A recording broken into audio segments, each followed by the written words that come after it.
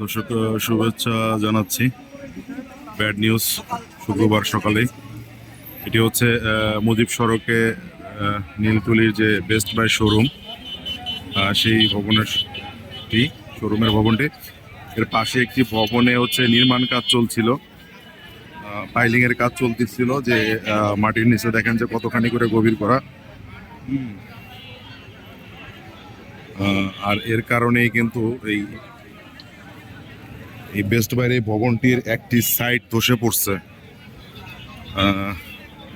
সবচেয়ে আনন্দের বিষয় যে শুক্রবার কোনো স্টাফও ছিল না, কোনো কাস্টমারও ছিল না, যার কারণে কোনো ধরনের প্রাণহানির ঘটনা ঘটে নাই। কিন্তু এটি অন্যদিন ঘটলে বড় ধরনের প্রাণহানি ঘটতে পারতো। এই মনির ভাই গ্লাস ভেঙে পড়ে, মনির ভাই গ্লাস ভেঙে পড়বে।